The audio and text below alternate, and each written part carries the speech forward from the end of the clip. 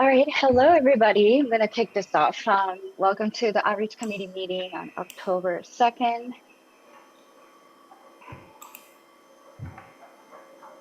And the Confidential Computing Consortium is a community focused on open source license projects, securing data in use, and accelerating the adoption of confidential computing through open collaboration. Here, every member and every project that meeting our criteria is welcome. We love your collaboration within the committee and community. And here is antitrust policy. If you have any questions, feel free to reach out to the left staff here, Rian or Renu. And here are some of the topics that we'll be covering today. So we'll cover the upcoming committee elections. We will update on the brand repositioning. We'll have a quick CC mini summit recap that happened a few weeks ago, and upcoming events, and we'll have some overview of a KubeCon event that's coming up in a month. And then we'll finish up with the marketing analysis. Okay. And I'm not sure if we have quorum, but we do not have quorum, but there's nothing to vote on, so that's not a problem. okay. What about the outreach minute from last meeting? The minutes from last meeting, I had no objections or corrections from the minutes. As they stand, they should be fine, unless there's any specific objections here. I think we can adopt the minutes automatically. Okay. Anybody here have an objection on the outreach minute from last meeting? Silence is taken as agreement. Thank you, Kate. All right, Rian, Okay. I think that's yours. Yes, I'll jump into this. So the year flew by, and Kate and Leonardo did excellent work.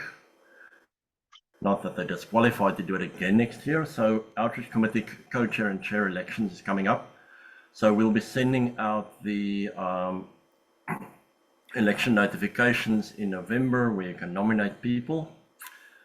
We need people nominated from the Premier members, either for a committee chair or a co-chair. All Premier members is eligible to nominate and to vote. And if you have more questions, please reach out to me and I'll send out information on the mailing list. Yes, Mike. Mike, you've got a hand up? Yeah. So I just want to check. I don't believe that the chair or vice chair need to be from Premier members. Is that correct? As I said it, I knew I misspoke. So, and I think I also mistyped. So Premier members vote, but anybody can be nominated. So general members, anybody that is actively involved in the work of the Outreach Committee over the last year, that have a reputation as a deliverer of things here, is more than welcome to be nominated. So I'll send that out. Any other questions? Thanks for raising that, Mike. All right, looking forward to that. I just want to add something. So we've seen how Outreach Committee have performed this year. If you were around for more than a year, you've seen from the previous year any improvement, any kind of misses perhaps that you've experienced everything, and this is an opportunity for next year to you can take on, you can be a little bit more involved, and you can really lead the conversation. What's going to happen in the outreach committee as a chair or co-chair, you get to be sitting in the board meetings and also making the important decisions like budget setting, strategy setting, and you're not doing all the work, but what I'm saying is you are leading this committee, and you're really rallying these folks and getting all these buy-ins from the member companies and communities and bring this outreach's goal forward. So I would agree, and I'd firstly like to thank both Kate and Leo for the brilliant work they've done. And exactly how you split the two roles is entirely up to the people who are doing it. So, you know, you could almost have a co-chair arrangement, but as Kate says, it's a great opportunity to get involved and to be very, very visible, not just inside your own company, but also externally as well. And so if that's something that you think would be good for your company, your career, and the CCC, this is a great opportunity to do it. So please consider it. Thank you, Mike. Thank you. So with that, I'll hand it over to the next topic. Rachel? Hi, everyone. Thanks, Kate. I'm happy to provide updates for CC Brand Repositioning Working Group. So last time and during the meeting, the team revisited the scope and timeline for the CC Brand Repositioning project. And the first draft of the messaging guide is to be finalized by October 7th. And then we are looking to seek feedback from Outreach Committee by October 16th. And then we are aiming to address feedback and present second version to the governing board by October 23rd, and with the final deliverable targeted for December 1st. The working group continue refining use cases for the messaging guide with the focus on computational computing for AI, multi-party computing collaboration, and supply chain security. We solicited feedback from TAC meeting on supply chain security and incorporated the suggestion to explore how computational computing would connect with the supply chain levels for software artifacts. We're currently waiting on further feedback from TAC meeting before finalizing the use case. In terms of analyst reports engagement, and we have a call that's set up this week and to further explore, and the first version of the messaging guide will be completed independently of the analyst reports. And so that's all the updates I have for CC Brand Working Group. Thank you. Yeah, I wanted to add something. So as we're heading towards the final finish line of this working group project for at least the first draft, we have October and we have November left to finish by December 1st timeline. So what we are going to do, like Rachel mentioned, that the committee the working group will send out the draft via email to Outreach Committee a few days before the October 16th Outreach meeting, so that everyone is asked to review the document beforehand, and then we can have a live discussion and feedback session at the Outreach meeting on the 16th. And then what's going to happen is that we'll iterate that feedback, and then we'll present to the governing board in the week after. And after that, we will do another iteration and we'll present it again in November meeting, which is mid-November. Same for Outreach and the board meeting. And then by that point, we would have gone through the second time of iteration of both or all committees. It's not just going through Outreach, it's going through TAC as well. So then we can finish by December 1st deadline. And then we'll kick it off and we'll run with this in the new year, which is going to be fantastic. Any questions on the brand messaging? Matthew? Yes, thank you. So good morning, good afternoon, everybody. Just a question about the analyst reports. So, okay, I know there is this call with IDC. If I remember correctly, there is also, I mean, you try to have interaction or you have interaction with some Gartner experts. Would it be interesting for you to have some names within the Gartner experts, or did you already identify the Gartner experts? I'm asking this, yeah. So if I may, yes. So I'm asking this because we went to, so CISEC went to a Gartner conference in Europe 2 weeks ago, and we get a list of, let's say, 5 to 6 experts, let's say, working on CC or at least related to CC. So I'm just wondering if it makes sense to share it with the group or not. That's fantastic. So for Gartner, our interaction, we do have a couple analyst name from Gartner. We have not had a direct interaction with them just yet. So Matthew, if you can send those information over to me, and we can discuss in the small group there. But we have IDC call. It is just a couple of members from this call, and also Mike Person and myself will be going into the call. And this is a separate project, and we would obviously like to have more analyst engagement as possible. So that would be fantastic. Okay, so I will share it with you, Kate. Okay. Perfect. Thank you. Thank you for bringing that up. You're welcome. Just a little bit more about the IDC report, what it's going to be. We're exploring the custom survey. So we have reviewed some of their custom survey they have done before, which they will be able to cover, different region and demand and market assessment. And so this call is to really set the scoping. What is the scope of this survey would look like, and what type of information they will be able to gather, and how they will run these kind of exercise. So this call is just going to be 30 minutes of exploring and scoping call. And then after that, we'll have a much better information to share with the committee here. Okay. I think that's it for. Thank you, Kate, for the additional updates. Really appreciate that. Of course.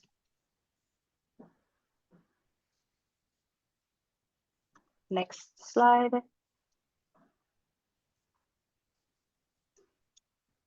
So yeah, we had the CC Mini Summit. It is now uploaded on our YouTube channel. And we just published the blog with the recap, which contains all the presentation of the talks as well.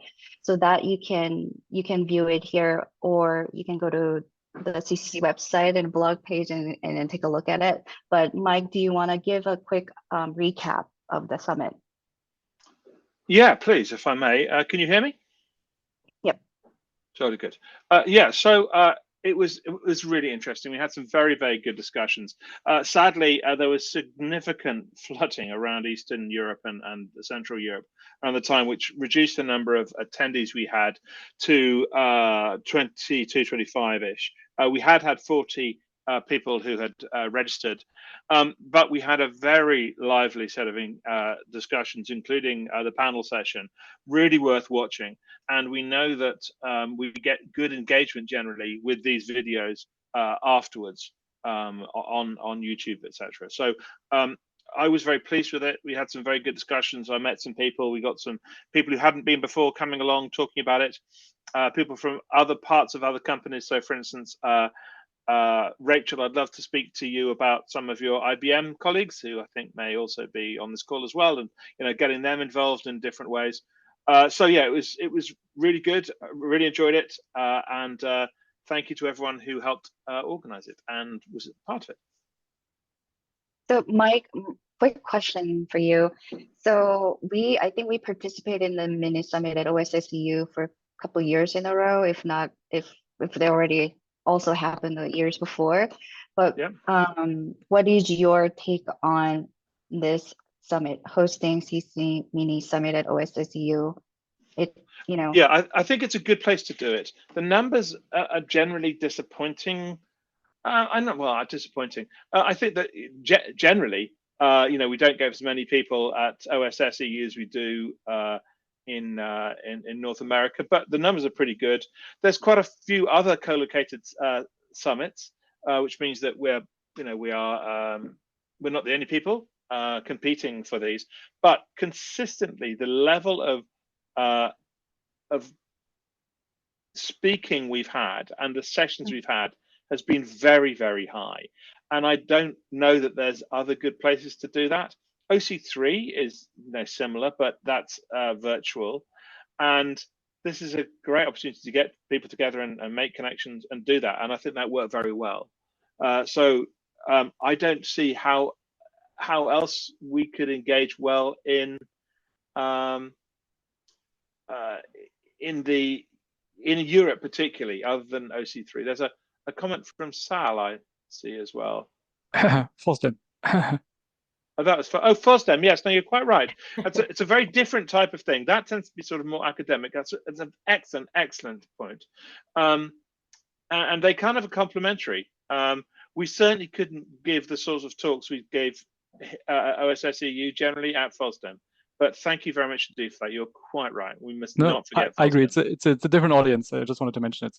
Yeah, no, you're quite. I'm embarrassed to have forgotten it. I apologize. Thank you. Yeah, that's really great to hear. Yeah, I have no doubt we have, no shortage of great content that CCC community provides. Just wanted to assess if OSSEU mini summit co kind of conference model is the right model for the future. So thanks for the feedback. Okay, moving on.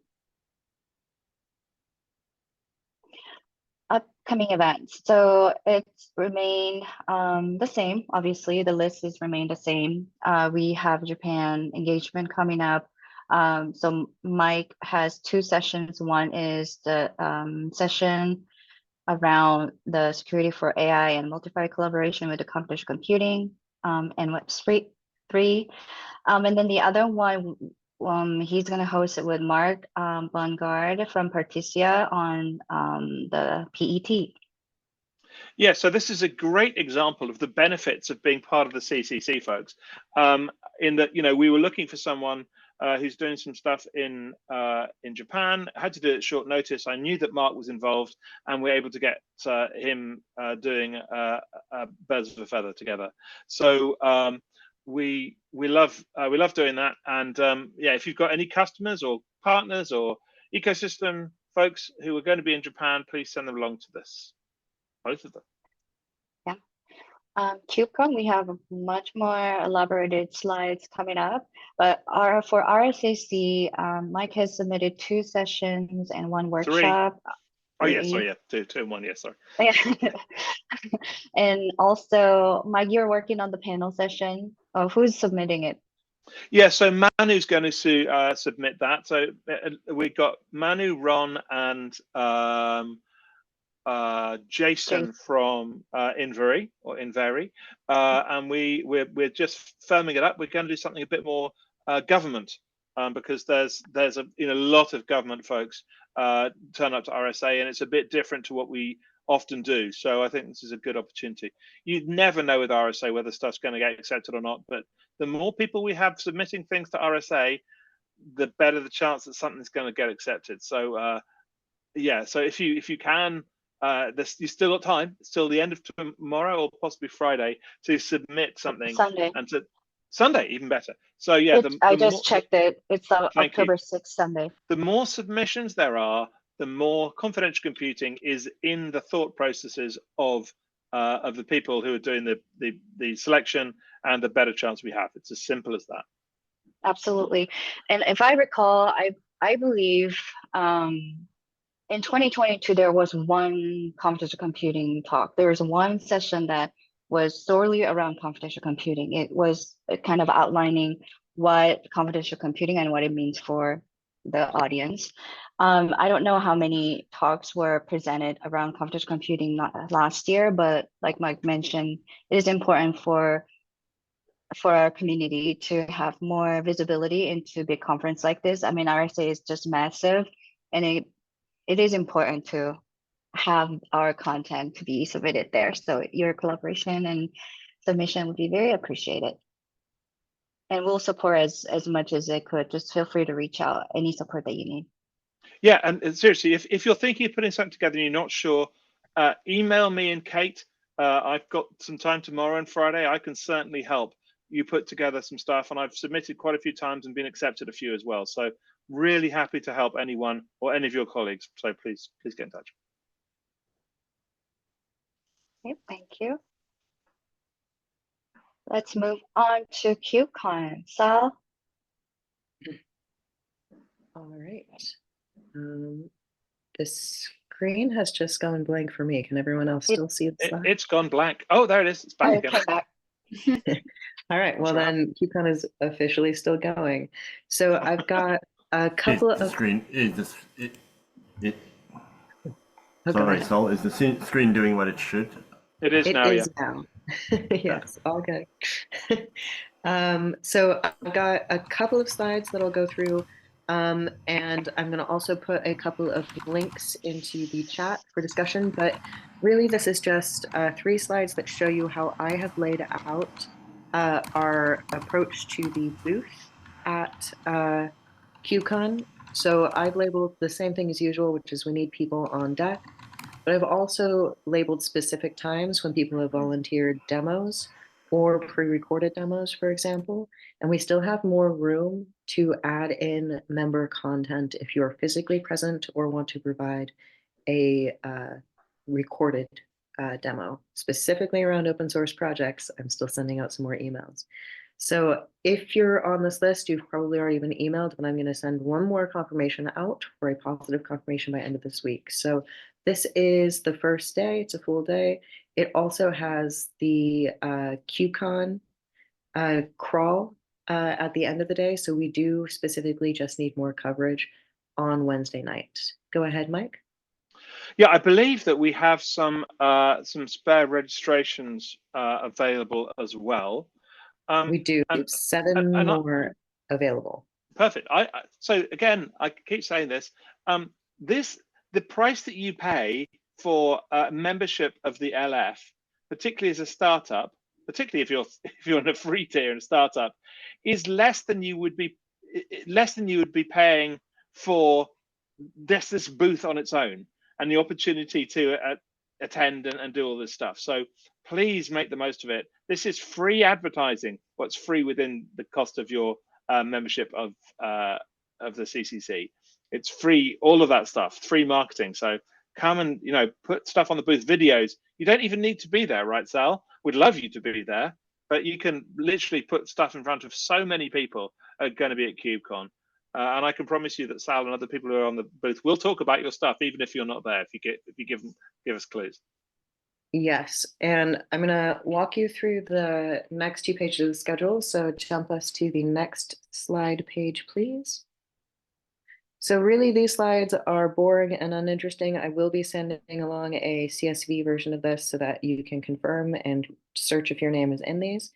Go on to one next. Again, there's just this critical gap that we need coverage in the morning on that. But again, all of that's available in the Google form that I've sent you as well. And then yes, the final day, this is all easy. So I think this is very typical booth distribution. You just show up where and when with what you said you're going to contribute. Now, the next couple of pages, I'm going to walk us through my formal engagement strategy for KubeCon. It should be pretty easy, and it is around swag. So next slide. Okay, so KubeCon is generally pretty big, and I'm trying to lean into engagement strategies. So before I was in open source, I was doing open source neuroscience, which means I was in all of these same conferences once a year, but it was about 3 or 4 times as many people. So I'm used to bigger engagement strategies. So in this, I want us to make sure this is a medium or large size conference. We have to make sure that we have a specific targeting strategy for extremely qualified leads, people that are extremely interested in confidential computing, because even they might be distracted at this conference. So for them, I'm going to read them out this either scavenger hunt or passport, but what this does is it tells them exactly where to go to get complete coverage of confidential computing. Meaning, if there is something on this list that is a formal talk or a demo that you're giving at your booth that you want to be sure that someone who's absolutely looking to purchase CC this year could look at, then you need it needs to be on this list. So KubeCon specifically usually is on the floor where people are doing a lot of their channel sales. Channel sales hit about 6 months to a year before major like chip supply chain changes. So it's a really interesting and cool year to be out there, but we need to make sure that we've got our content and information available across every single one of members' engagements, right? So if you got something going on at KubeCon, let me know. If you want a high value person to come talk to you, that needs to be in the scavenger hunt. Now, if they complete the scavenger hunt, or if they get a partial thing, that opens them up to do a sort of higher level engagement. Usually people would have this be swag. I would say we can offer them swag. I would also say, do you have a specific technical member of your team that is a very good pre-sales engagement around confidential computing? That's probably what they want. They probably want that email. So go to the next slide. And this is going to talk through the more general approach, because confidential computing is getting a lot of good coverage and a lot of people are novice with different gaps in their knowledge. Really interesting in this space. So for the Cube Crawl, we're going to get the most coverage physically at the booth, and we're also most likely going to get the most coverage about 1 to 2 weeks after the conference from people following up with general interest. These are people who do not have sales deliverables tied to their time at the conference. If they do, they're reaching out to you the next day or the next week. So these are going to be people of general interest. In order to capture them, I want to keep this cost really, really low. But I'm going to put together a bingo card that they can do Cube Crawl or after that, which forces them to engage with every element of, and also forces them to understand some specific concepts like remote attestation that we can tie to swag as well. So for this, I've put a list of like slogan-based questions, which I have to be very clear, I'm very strongly leaning into. One moment, I'm getting a magnet if I can get it. Okay, I can't get that magnet to come off, but I'm going to show you this sticker, and I kind of like these vibes. So do y'all ever think about data privacy? IAPP is really well known for their, catchy swag. I want to make sure that we've got a specific sticker people can walk away with that explains to them or references remote attestation. And then anything else, I'm up for it. Go for it. It's an open game. But as soon as someone understands the concept of remote attestation, I need them walking away with a physical sticker this year, or it won't stay in their heads. And these cloud engineers need to know that concept so they can understand CVMs. So with that, I'll stop talking and let you know any advice that you have around your KubeCon engagements, anything you want to do, give it to me in email form or on that form. I've asked for all of your best advice on how you want to go about KubeCon this year. I had a quick question I put in the chat. How many members are going to be exhibiting who aren't on our booth, if you see what I mean, or have their own booth?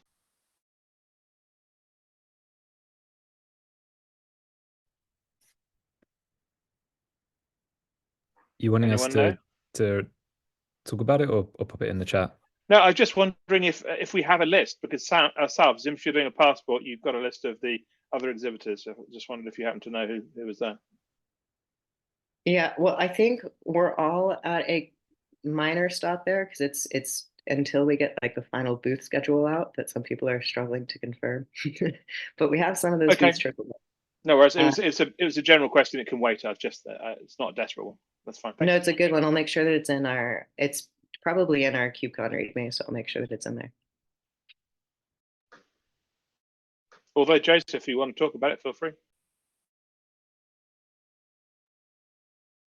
Yeah, I'm happy to. To be honest, I'm connecting the dots myself, so I know we're there to a degree.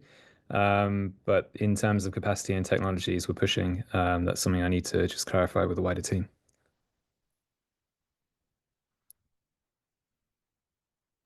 Yeah, I'll make one note here.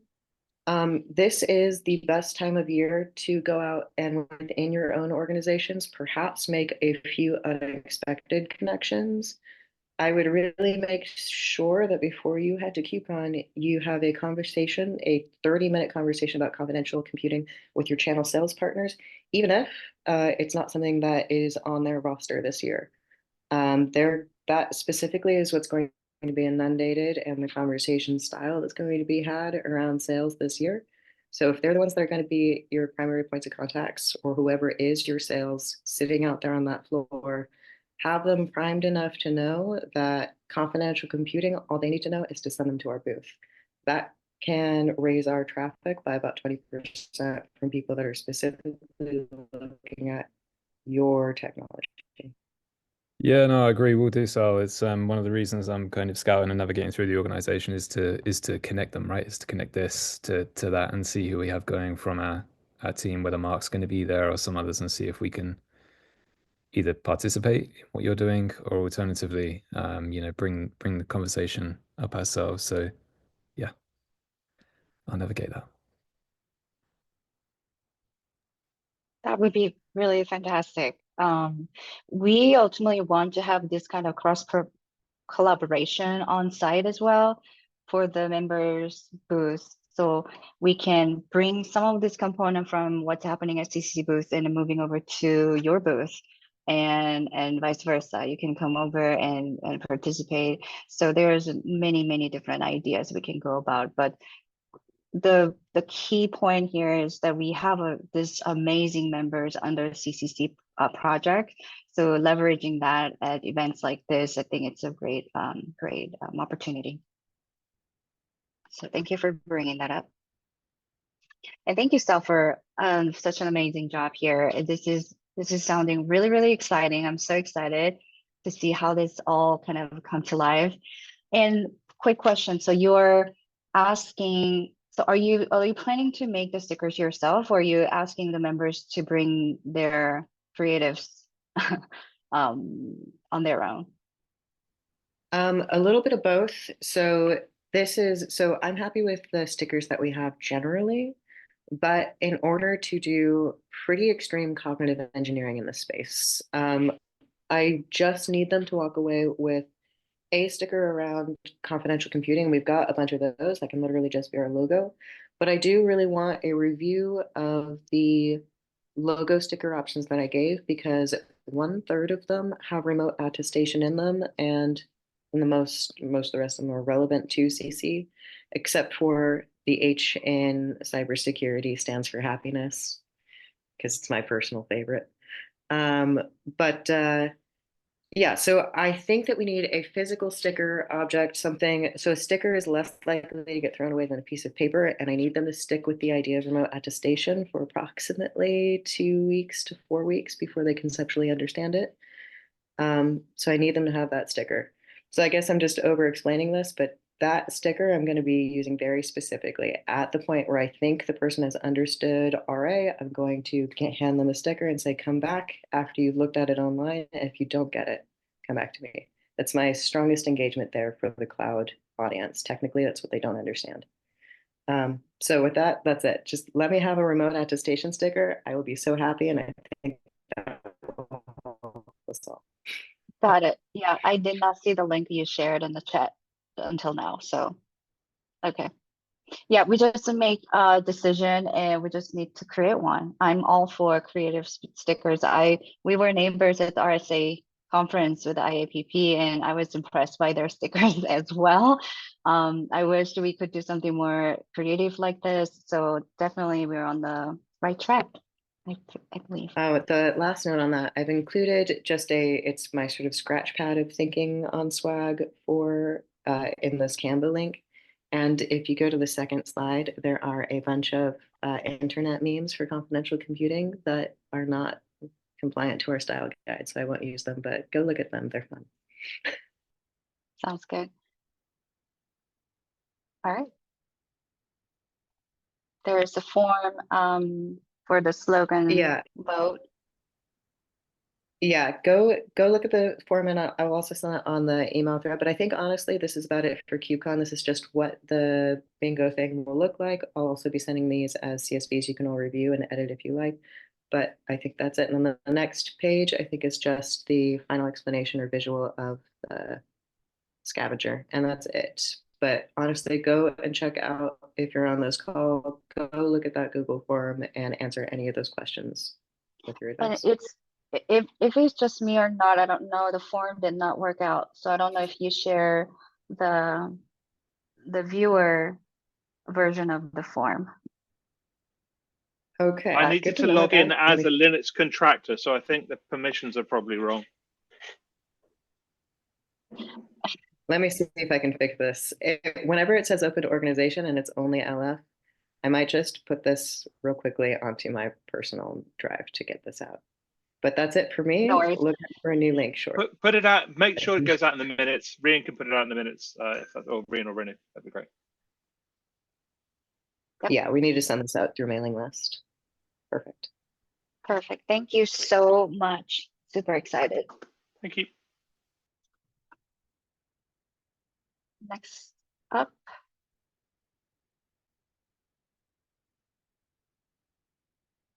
Up, one back. Yeah, this is where I sneaked in the FOSDEM slides, if you want to There have you them go. here. Go for it. Yeah, so FOSDEM is going to happen again next year. The dates are set now to 1st and 2nd of February.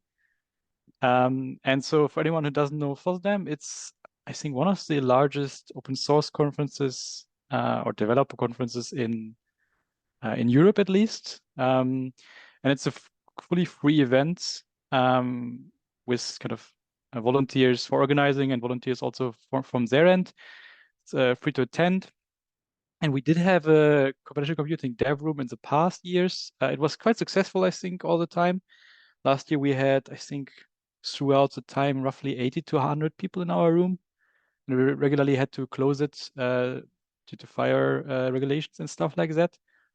And we already submitted a proposal for next year. So that is set. I hope we get selected to have another dev room there. But what I wanted to, or what I also brought Ilaria and Stefan here to talk with you about is kind of two things. So the first thing is there are stands also there. I think last year's we were always too late, or I always brought this up too late to you guys, that we can have stands there. And we could bring in like a broader CCC stand where people can come by and chat with us. This time, I'm happy to kind of just submit that. If we have people that would volunteer to kind of be there, I'm happy to do that for a few hours. But since I'll also be organizing the dev room, if it happens, I wouldn't have time to be there all the time. So it would need to be that we have some people. And then the second bigger thing is I wanted to discuss again a social event. We had one for the last 2 years there. And last year we, I think, overdid it a little bit because we were late. But technically it doesn't have to be a big thing, right? We can just, or we could just, I don't know, get a room and some drinks, and then they say that's it for just some people to meet and say hi. I think that's the general pitch. Happy to hear some comments, thoughts, whether there's even interest in sponsoring this again, whether there is a budget for that, and also then any freebies or stickers or whatever you have left over, I think would be very, very well received also at the dev room for people to take. And I think that's a very nice thing to also have there. So Fritz, I love catching flu and being ill. So I'll probably be there Nice. again because that's what happens, right? You get really ill, but Exactly. that's all part of the fun. So I'll probably be there. Sounds good. Nice. I'm gonna give my feedback. So first one, and then feel free to chime in, everyone else. And so first one, if we were to have like CCC stand and things like that to support the coverage of the CCC content and the stand, I feel like what Mike said, Mike's already going to be there, and I'm sure we will have a lot of speakers from different member companies that'll probably involved in that, and then we can rally those folks over there. And finally, after 2 years, I finally understand the FOSDEM event, and Fritz, what you were trying to do here and at the social event, and just finally understanding the concept. But it is definitely, prestige venue for a lot of technologists and a lot of academia. So I have no doubt we'll get a buy-in for volunteering at this space. Secondly, for the budget perspective, we're still working through the budget for next year. So we don't know if we're going to have the budget or not just yet, but we'll take this into account. If we can accommodate, we would love to host another social event. It wasn't a lot of, investment. And then, like you said, we kind of went overboard this year, so we can kind of cut that in half. And just, what's important is the gathering itself. So I think if we can focus on that, we will be able to make something happen for the community. Sal? Yeah, I do want to state, because I will be bringing this into our highlights. We don't have to replicate this, but we should all never forget that we perfectly engineered communicating what isolation is, because our last FOSDEM happy hour was on a literal island that you had to take a boat to, which was amazing. So thankfully we have a lot of good stuff that came out of that. We got a lot of good connections, and it also got extremely high engagement. So the one thing that we can't miss is riding those coattails, because we can use that forever in the FOSDEM community. I would also say, Kate, that it's very sweet that you say after 2 years you understand FOSDEM. Nobody understands FOSDEM. There is no person in the world whose brain is big enough to understand fully FOSDEM, but that I get it. That's funny. Tell me I'm wrong, Fritz. Okay, so then just to recap, feel free to disagree heavily if I got something wrong. I'll work with Sal to just submit a stance proposal. We can still take it from there once we get accepted or something. We can still see how much we do there.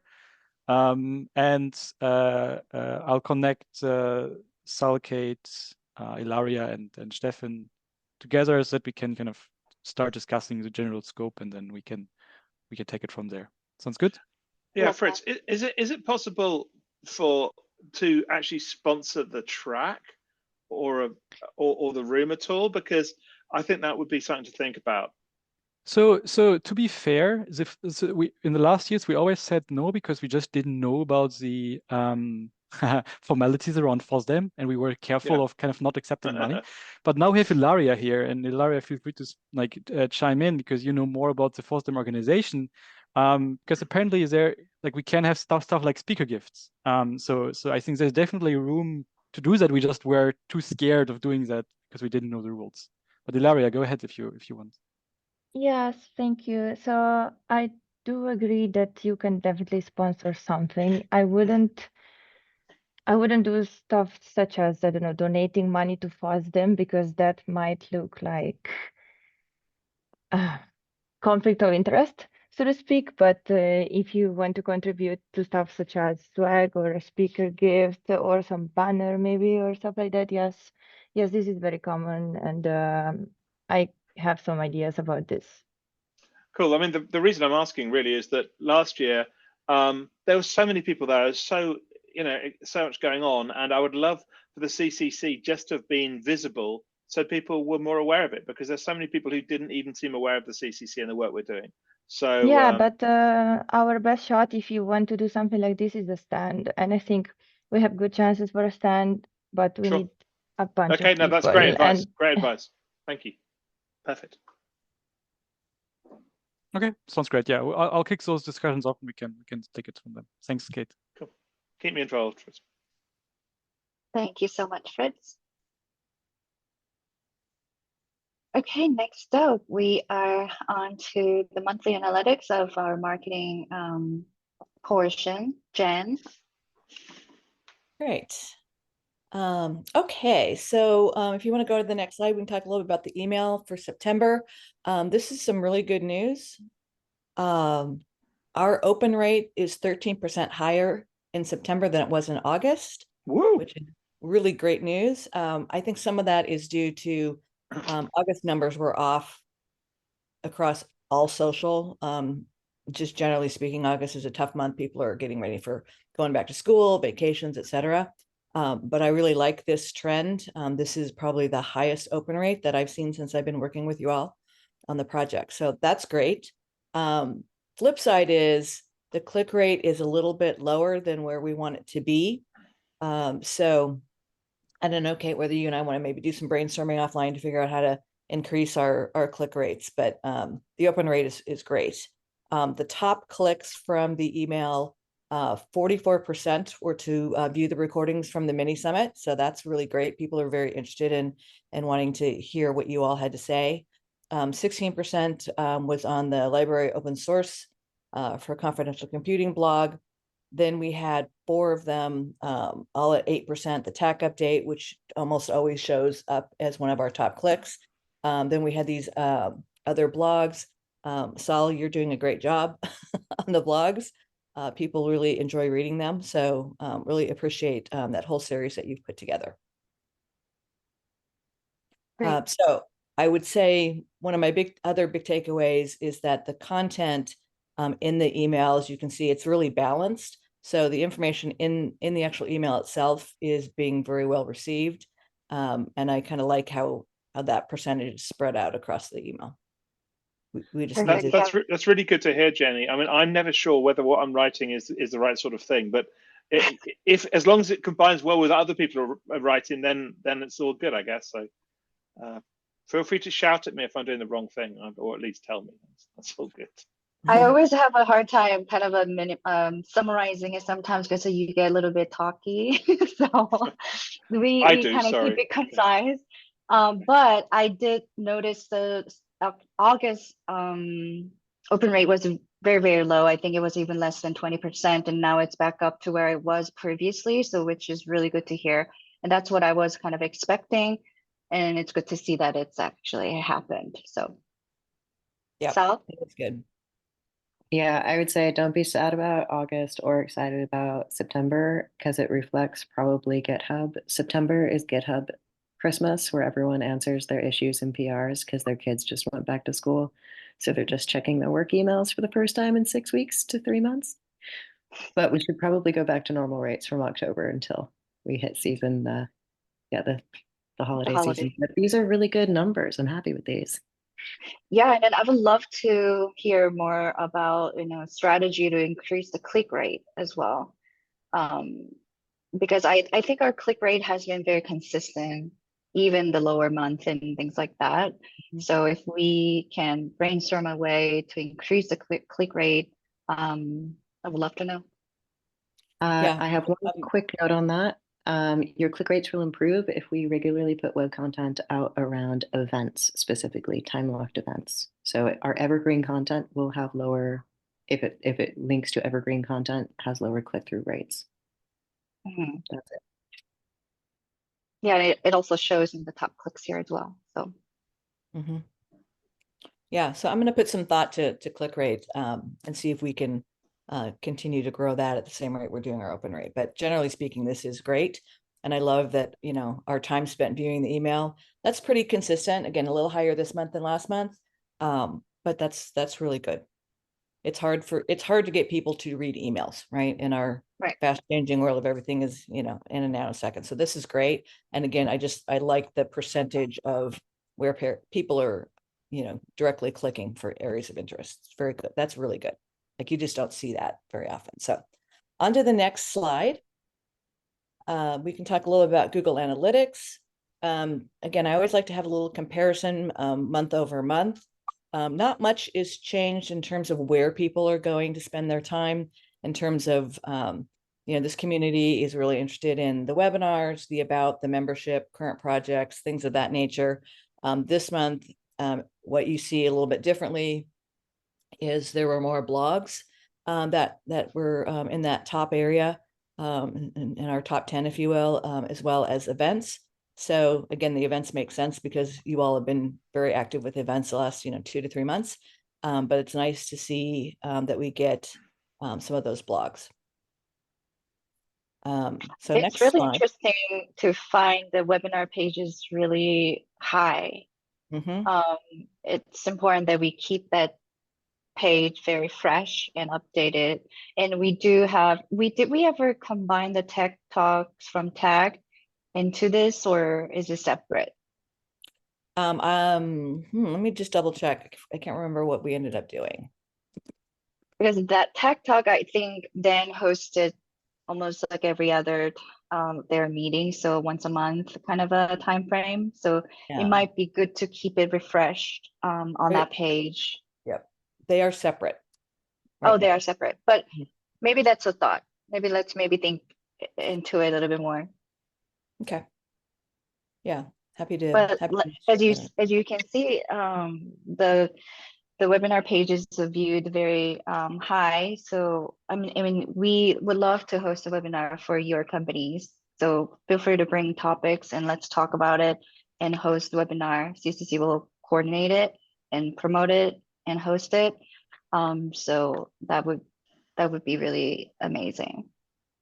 Yeah, Yeah, when we have new companies joining, we should make sure that we point out that a webinar is always possible if they have interesting things to say. Yeah, I Great. also think topics like Ask Me Anything, or if we wanted to do a webinar around any of the use cases from the report, those are great because we I'd can. love to do an AITA. I'd love to do that. That'd be fun. A live one Okay. is cool. Yeah. Let's figure out when we can record it ahead of time whenever it works for your schedule, Mike. But Sure, okay. I think we should be doing those. They'd be good. Great suggestion. Thank you. Okay. Active website users. We're up 2,000 users this month. Again, this is good. We're typically tracking to always add every month somewhere around 600 to 800. We've been starting to get, much closer to adding 1,000 a month. But what I love about this is, again, I think because you all are doing a lot of events and, hosting all of these things, that it's really bringing traffic. People are very interested in what's happening. So really like this number. I personally would like to see if we could get our active users, to 7K before the end of the year minimum.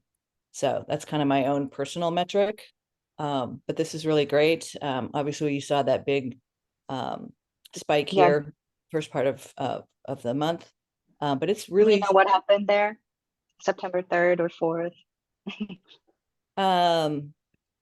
I would say it was probably, if I look at the blogs, we had enabling verifiable user-owned tradable AI agents with Veriplay. That has gotten quite a bit of traffic. So I think there was a really big spike from that. But what I also really appreciate here is when I do this for other projects, this graph tends to be very like up, down, up, down, up, down. This is pretty steady. So, that's kind of something that's a little bit starting to change. Just for me being a nerdy number person, I like that it's not jumping around. But like I said, I want to get this to 7 before the end of the year. Perfect. Thank you. And then for social, we had 17 posts this month, which is terrific. Our followers were up almost 3%. So this is good news. Impressions were actually down this month, which doesn't really make a lot of sense to me, given that we had, so many posts. So this metric is very weird to me. I don't really quite get it. Maybe it's just, a one-off, but I will obviously keep my eye on our impressions. And I think what I'm going to do, Kate, is kind of mid-month, kind of take a look at these numbers and kind of see how if they're tracking the same way or if this was just a blip. So our top 3 posts this month were around obviously promoting the conference on September 5th that had high interaction, high impressions, Partizia joining, and then Anjuna joining. So again, from a LinkedIn perspective, it's directed a little bit more of that business enterprise. These make total sense to me that these were our top posts. Yeah. Very interesting. Yeah. Yeah, Sal. Cool. I mean, this has partially answered my question, but on HubSpot or the back end of this, impressions can be impacted just by the medium style. So do we have any information on like if it's, so for example, if it's a picture of a panel, they'll tend to get the information, but the impressions will look low. So you'll get engagement rates that are normal or high, but impressions will be low. So it might just be worth diving into this one step deeper to see if the engagement is achieved, even if the proxy for it isn't in this case, because yeah, some of these stats, right? Thankfully, right, our impressions are down, but our actual engagement is up. So that's just interesting. I'll think more on it. That's a really interesting point, because we did do a series right before the conference of all the speakers. And we had their pictures with each session. That could absolutely be part of the solution. So that's a really great point. I'll go look after this call. So Thank you. okay, and then let's look at our next slide real quick for X. Again, posts were up, audience is slightly up, interactions down. Saul, to your point, it's probably to what you just alluded to, but I did want to point out here that the top posts are a little bit different here. So obviously Partizia was the second ranked, similar to on the last page, but we also had 2 of Saul's posts. Saul has a really strong X following. So anytime we promote the series that Saul's working on, they perform very well, particularly the one we did at the end of September. So I love Saul content. Yeah. I will make a quick note on that. So I have not even been active on Twitter since about KubeCon of last year. But I am switching over by request from several developer communities to Mastodon as well. And my impression is that that's not super Linux Foundation member heavy space, but tell me if I'm wrong. If there is engagement on Mastodon for your developer communities, let me know. I'd be curious to know. But we'll also find that in our stats over the next year. Yeah, we had Mastodon for several projects over when it first came out, and hardly any of the things were happening with it. So most of the projects have dropped it, and everything is completely manual. So we don't have a lot of Mastodon adoption across LF projects at this point. But let's see what happens with when you shift over. Okay, we can go to the next slide. I think I might have one more here. No, I'm done. Amazing. Thank you, Jen. Just really great insights. Always very, very helpful. And great timing too. Brilliant. Really impressive. There you go. Leaving no time for opens, but does anyone have anything they want to share or question quickly before we adjourn? Yeah, this is Yulia from Super. I have a question. Sal, you had those blogs under development. We added something related to Super just as the comments.